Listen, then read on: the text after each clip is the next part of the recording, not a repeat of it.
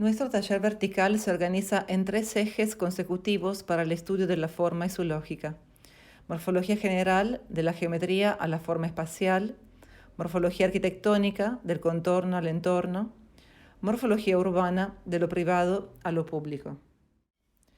Uno de los principales desafíos de morfología urbana es el cambio de escala, en donde el contexto explorado en el entorno de MA ya no se limita a lo inmediato, sino se abre para abarcar los diferentes grados de acercamiento y alejamiento necesarios para relatar la multiplicidad de factores que entran en juego, desde la escala de los mapas y de las cartografías hasta la escala de lo que llamamos microurbanismo.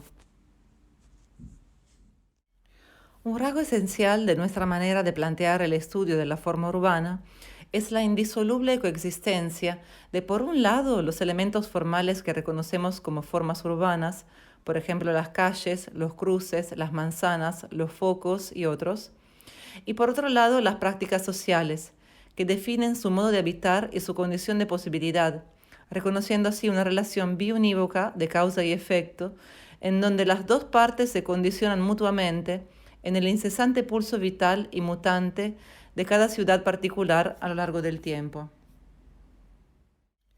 Nos basamos en las tipologías configurativas y semánticas de Liliana Giordano de Doberti, ampliadas por Alejandra Vaca, y en el rastrillo morfológico proyectual de Alejandra Vaca como instrumentos de análisis, interpretación, prefiguración y manifestación de formas urbanas, llegando finalmente a propuestas proyectuales que conjugan las diferentes lecturas en una intervención formal que apunta a resolver un caso puntual o a actualizar la manera de habitar la ciudad, quedando atentos a la observación de las prácticas sociales y de sus huellas históricas.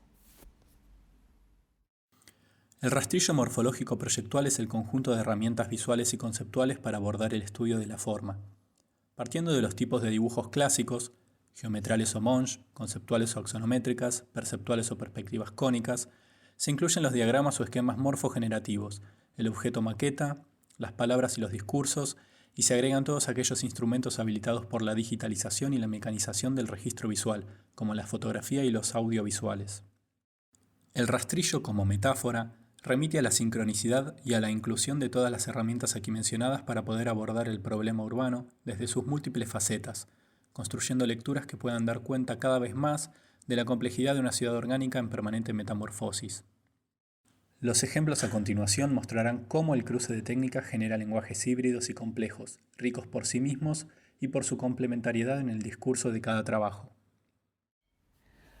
Los dibujos geometrales son aquellos elaborados en dos dimensiones, como plantas, vistas y cortes, y nos permiten comprender la extensión y organización de un sitio o área, sus conexiones, elevaciones y territorios.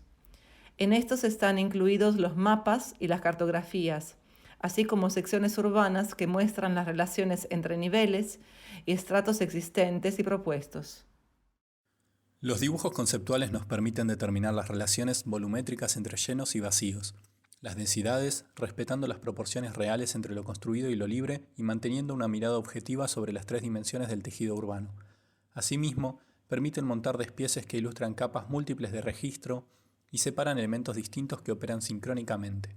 Habilitan el entendimiento completo del objeto estudiado y propuesto con una mirada externa, analítica y precisa.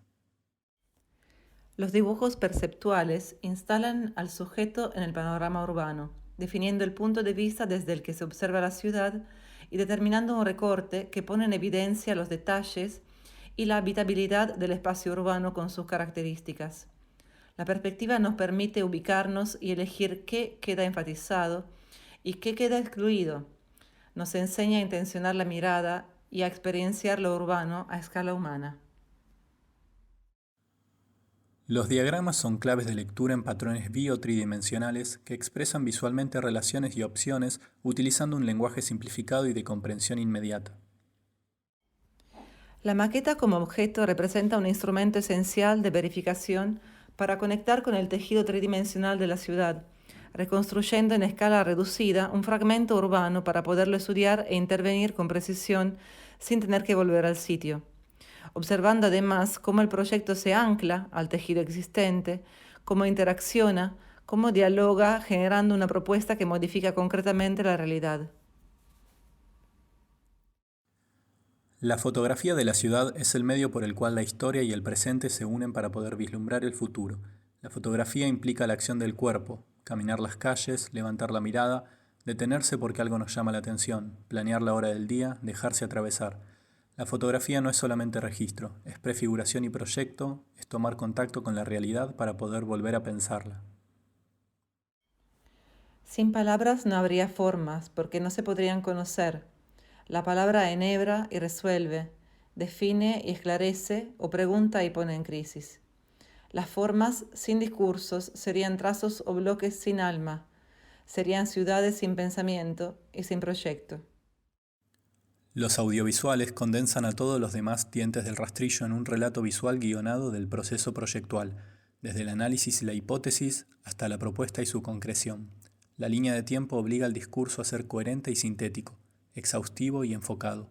Las palabras acompañan las imágenes en un continuo y conciso desplegar de los pasos. Cerramos con el fragmento de un video de dos estudiantes, Julián Loza y Camila Farana, sobre su intervención en Ciudad Jardín, Lomas del Palomar. Es un ejemplo de una primera aproximación al medio audiovisual. El sector noroeste de la ciudad, más conocida como Lodelpa, fue el último en construirse que, por diferentes situaciones políticas y económicas del país, siguió otros criterios de edificación. Se da una particularidad de mixtura urbana, donde a lo largo de los años se fueron consolidando de manera orgánica.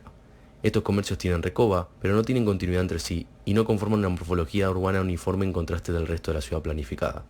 Para nuestra propuesta retomamos conceptos que fueron pensados desde la génesis del proyecto de la ciudad, como las proporciones del espacio público frente a los comercios y la recoba como espacio de cobijo para recorrer la ciudad desde un semicubierto. Identificamos todos los comercados presentes. Establecimos un ancho de vereda correspondiente a cada uno, lo cual nos da como resultado una calle ondulante, la cual retoma la particularidad de esta ciudad con sus calles no perpendiculares tradicionales y con diferentes desniveles pausar la velocidad de transición. Además, detectamos un terreno vacío donde planeamos incorporar un mercado popular que sea complemente y contribuya con los mercados existentes.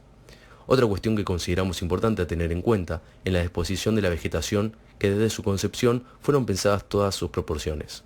Estudiamos los tipos de árboles en relación a las construcciones y elegimos el plátano y el brachichito dependiendo la altura de los comercios y las viviendas, y usamos ese criterio a lo largo de nuestra intervención sobre la calle Aviador Curtis. La incorporación de la vegetación es una forma de continuar con el espacio semicubierto, conectando las diferentes recobas, dando cobijo natural en el espacio público.